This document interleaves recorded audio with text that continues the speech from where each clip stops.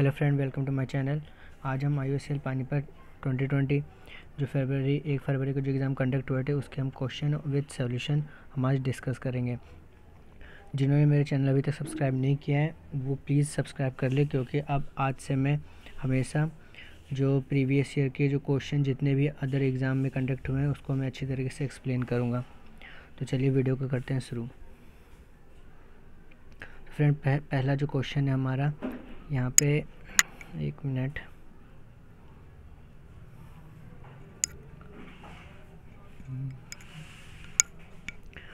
हाँ, first question जो है हमारा, pick out the wrong statement given below. Option है refrigerator cycle violate the second law of thermodynamics.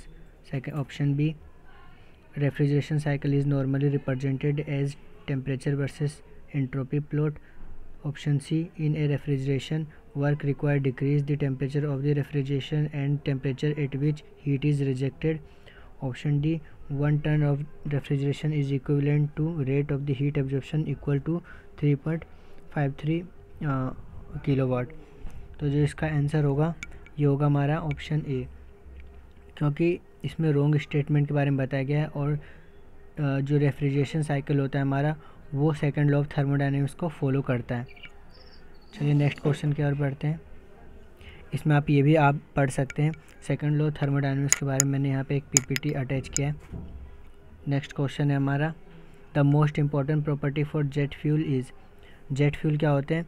Jet fuel जो होते हैं वो एरोप्लेन में फ्यूल जो इस्तेमाल की जाती है वो जेट फ्यूल होती है।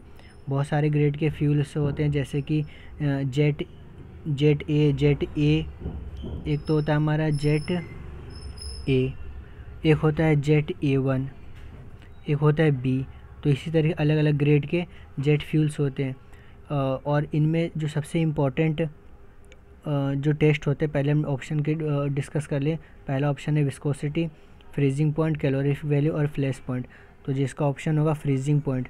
जो इम्पोर्टेंट टेस्ट होते हैं जेट फ्यूल का वो फ्रीजिंग पॉइंट होते हैं। फ्रीजिंग पॉइंट क्यों होते हैं?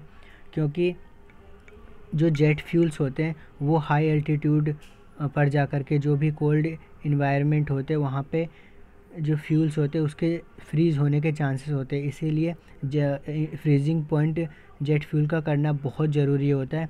अगर जो वो जम गए तो प्लेन जो है वो प्रॉपर तरीके से वर्क नहीं कर पाएगी और क्रैश हो सकते हैं, इसीलिए ये फ्रीजिंग पॉइंट जो होता है इम्पोर्टेंट टेस्ट होता है। अच्छा, इसमें फ्रीजिंग पॉइंट के आपको टेम्परेचर भी पता होना चाहिए। जैसे मैक्सिमम अगर जेट ए की बात करूँ मैं, तो जेट ए के लिए -47 डिग्री सेल्सियस ये होते। जेट A1 की बात करूँ तो 58 डिग्री सेल्सियस माइनस में, और ग्रेड जेट बी की बात करूँ तो 78 अराउंड होती है माइनस में। तो ये हमारी फ्रीजिंग पॉइंट होती है। चलिए नेक्स्ट क्वेश्चन देखते हैं। ऑप्शन 3 है the function of the nozzle provided in steam turbine is to.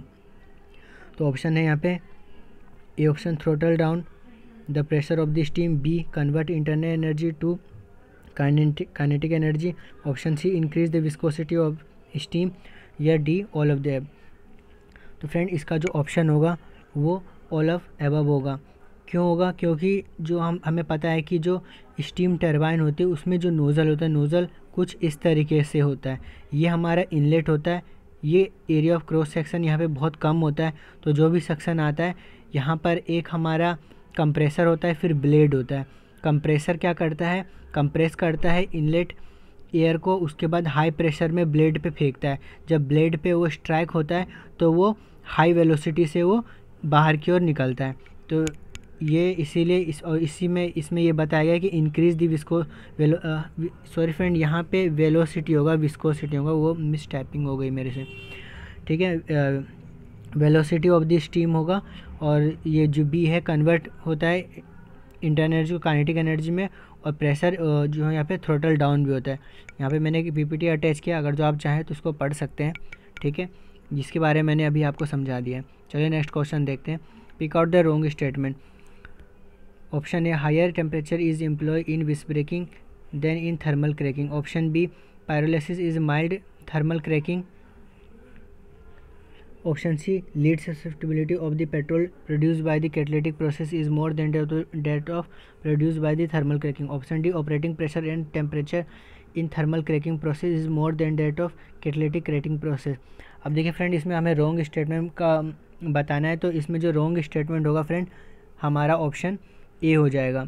ठीक है, तो ये option A is correct answer. क्यों होगा, चलिए इसके बारे में डिस्कस करते हैं। विस ब्रेकिंग क्या होता है ये हमें पता होना चाहिए। विस ब्रेकिंग जो होता है वो कोई भी क्रूड ऑयल होता है उसकी विस्कोसिटी को कम करने के लिए हम विस ब्रेकिंग का इस्तेमाल करते हैं। इसका जो टेम्परेचर होता है वो 575 डिग्री सेल्सियस से लेकर के 500 सेल्सियस तक होता है, जबकि थर्मल क्रैकिंग का जो टेम्परेचर होता है वो 500 सेल्सियस से लेकर के 700 डिग्री सेल्सियस तक होता है। इसीलिए इसका जो ऑप्शन होगा वो ऑप्शन ए होगा, क्योंकि इसमें बता रहा है कि हाईयर टेम्परेचर हम होता है विस ब्रेकिंग में, जबकि अभी मैंने आपको समझाया कि जो विस ब्रेकिंग होता है उसमें लोअर टेम्परेचर होता है as compare to the cracking. ठीक है, और आगे भी ऑप्शन के हम डिस्कस कर लेते हैं। पायरोलिसिस होता है, थर्मल क्रैकिंग बिल्कुल सही बात है। ठीक है, और जो कैटालिटिक क्रैकिंग से हम ज़्यादा अच्छी तरीके से हम पेट्रोल को हम प्रोड्यूस कर सकते हैं as compare to the thermal cracking, ये भी बिल्कुल सही बात है। ऑपरेटिंग प्रेशर जो होती है थर्मल क्रैकिंग का वो ज़्यादा होता है कैटालिटिक क्रैकिंग के प्रेजेंस में, बिल्कुल सही बात है फ्रेंड। जितने भी रिफाइनरी में यूनिट्स होते हैं उन सब के में प्रेशर और टेम्परेचर याद होनी चाहिए। अगर जो आपको इन सब में डाउट्स होते हैं तो मैं इस पर एक अलग वीडियो मैं बना दूंगा, आप मुझे कमेंट करके बता दीजिएगा। चलिए 5 क्वेश्चन है। Pick out the wrong statement. Alkylation produce a larger isoparaffin having higher octane number from the reaction to an olefin with smaller isoparaffin. Option B है catalytic alkylation process use HFAL3 AlCl3 and H2SO4 as catalyst. Option C, all the alkylation process use very high temperature greater than 1000 degree centigrade. Option D, gasoline having the octane number of 90 can be produce by alkylation process. तो इसमें जो correct option होगा friend ये होगा हमारा option C, क्योंकि जो alkalisation process जो होता है वो 0 से लेकर 30 डिग्री सेल्सियस तक ही काम करता है, इतने पे ही हम इसका ये यूनिट को ऑपरेट करते हैं। ठीक है, तो बाकी तो ऑप्शन इसमें सही है कि एल्कलाइजेशन प्रोसेस जो होते हैं HF ये सब कैटलिस्ट का इस्तेमाल करते हैं, और जितने भी हाई 90% से ज़्यादा जो ऑक्टेन नंबर होता है फ्रेंड वो भी हम एल्कलाइजेशन प्रोसेस के थ्रू ही उसको अचीव करते हैं। ठीक है, तो ये थे हमारे इसमें कुछ, और इसका करेक्ट आंसर सी होगा। चलिए आगे बढ़ते हैं। अच्छा, ये मैंने अपने नोट्स से ये मैंने अटैच किया, अगर जो आप इसका स्क्रीनशॉट लेना चाहते हो तो आप ले सकते हैं। इसमें मैंने हर चीज़ बताया गया है कि इसमें ये कैटलिस्ट का इस्तेमाल क्या करते हैं। 2 फेज़ में रिएक्शन होती है। गैसोलीन हैविंग ऑक्टेन 90% से जितने भी ज़्यादा ऑक्टेन नंबर के गैसोलीन होते हैं वो हम एल्कलाइजेशन प्रोसेस के थ्रू अचीव करते हैं। ठीक है, चलिए नेक्स्ट आगे बढ़ते हैं। क्वेश्चन नंबर 6 है, which one of the following is इनकम्बस्टिबल, मतलब जो कम्बस्ट ना हो सके। तो हाइड्रोजन फ्रेंड जाहिर सी बात है कम्बस्टिबल है। ऑप्शन बी है CCl4। चलिए इसके बारे में बात करते हैं। क्लोरोफॉर्म है वैसे ये। और C2H2 इसका मतलब एसिटिलीन बोलते हैं इसको। ठीक है, एसिटिलीन गैस। और सल्फ़र, तो सल्फ़र भी पता है फ्रेंड क्या आपको कम्बस्टिबल है, और C2H4 ये भी कम्बस्टिबल होता है। आपने देखा होगा जो फैक्ट्री में जो बड़े बड़े सिलेंडर होते हैं रेड कलर का, या फिर उसमें एसिटिलीन गैस जो होती है रेड कलर के, जो कि जनरली हम वेल्डिंग में इस्तेमाल करते हैं, तो उसमें हम एसिटिलीन गैस का इस्तेमाल करते हैं, आपने पढ़ा होगा। लेकिन जो क्लोरोफॉर्म है फ्रेंड ये इनकम्बस्टिबल सब्सटेंस है इसमें, क्योंकि ये कम्बस्ट नहीं होते। इसके बारे में थोड़ा हम पढ़ लेते हैं। क्लोरोफॉर्म क्या होता है। क्लोरोफॉर्म को हम ट्राइक्लोरोमीथेन मिथाइल ट्राइक्लोरेट भी कहते हैं। स्ट्रक्चर फार्मूला ये देख लीजिए आप। केमिकल फार्मूला CHCl3 होता है। मोलर मास 119 होता है। इसका आप स्क्रीनशॉट ले सकते हैं। फ्रेंड मैं ये PPT इसीलिए यहाँ पे इन सब में कुछ कुछ मेंशन क्योंकि इन सब चीज़ों के बारे में हमें जनरली पता होना चाहिए, क्योंकि ज़रूरी नहीं कि नेक्स्ट एग्ज़ाम जब होगा तो आपसे सेम क्वेश्चन पूछ लेगा। तो कुछ भी डिफरेंट टाइप के क्वेश्चन पूछते हैं, तो हमें हर चीज़ उस जितने भी 4 ऑप्शन दिए जाते हैं हमें ऐसे हमेशा पढ़ना चाहिए कि जितने भी 4 ऑप्शन होता है हमें चारों ऑप्शन के बारे में पता होना चाहिए कि ये किस चीज़ का काम करता है, तभी आप उसमें से एक करेक्ट ऑप्शन को सेलेक्ट कर सकते हैं। चलिए आगे बढ़ते हैं। LPG ऑप्शन क्वेश्चन 7 है। LPG when brought to atmospheric pressure and temperature will be है।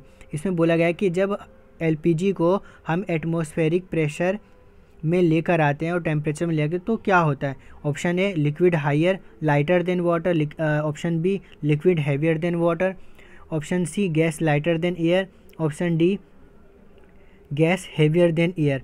अब फ्रेंड मुझे एक बात बताइए, जो हमारा घर में सिलेंडर होते हैं वो जनरली क्या होते हैं? लिक्विड फॉर्म में होते हैं, और लेकिन लिक्विड फॉर्म में कब होते हैं? जब वो अंडर प्रेशर हो, ठीक है। लेकिन यहाँ पे इसने बोला है कि एटमॉस्फेरिक प्रेशर और टेम्परेचर में लेके आना, लेकिन जब आप रेगुलेटर ऑन करते हो तो वो गैस निकलती है, तो जाहिर सी बात है वो गैस होती है। और फ्रेंड इसके जो गैस होते हैं वो हैवियर होते हैं देन एयर से, तो ये चीज़ भी आपको याद होनी, तो ऑप्शन डी हमारा सही ऑप्शन हो जाएगा। चलिए आगे बढ़ते हैं। The oldest refinery in India. Friend ये जो IUCL ये बहुत बार क्वेश्चन पूछता है, इसका ऑप्शन होगा डिगबोई असम, ठीक है। चलिए, crude oil is transported inland from oil field to refinery mainly the, इसका ऑप्शन मैं बता रहा हूँ, रोड टैंकर, रेल टैंकर नहीं होगा, रेल के थ्रू होगा, सॉरी, ठीक है, ये गलत है, रेल के थ्रू होगा, या फिर अंडरग्राउंड पाइपलाइन, या फिर नन ऑफ दिस। तो फ्रेंड इसका जो ऑप्शन होगा अंडरग्राउंड पाइपिंग, क्योंकि जो भी क्रूड ऑयल ट्रांसपोर्ट होती है रिफाइनरी के लिए तो वो अंडरग्राउंड पाइपिंग के लिए। इसका एक रीज़न ये भी है कि ये बहुत सस्ता होता है, और इसमें क्योंकि वन टाइम ही हमें जो भी इन्वेस्ट करनी पड़ती है। चलिए क्वेश्चन 10 इसमें है कि baffles provided on shell side of a shell and tube heat exchanger, यहाँ पे हीट होगा, ठीक है। Heat exchanger are meant for providing support for tube, option B improving heat transfer coefficient, यहाँ पे कोफिशिएंट होगा, और option C both A and B, option D prevailing the falling of tube and stagnation of, तो इसका option जो होगा option B होगा, C होगा, both A and B. Next question जो है हमारा, इसमें आप देख सकते हैं कि जो हमारा हीट ट्रांसफ़र होता है उसमें ये ऊपर जो आपको दिख रहे हैं ये शेल्स होते हैं, जो कि सॉरी ये बेफेल्स होते हैं जो कि सेल साइड में अटैच होते हैं, और ये इसको एक ये क्या करते हैं, जब फ्लूइड इसमें ट्रांसफर होते हैं तो एक ट्रबुलेंस क्रिएट होता है, और ये हीट ट्रांसफ़र कोफिशिएंट को इंक्रीज़ कर देता है, ठीक है। चलिए नेक्स्ट बढ़ते हैं। विच of the following colour is use in radiation hazard.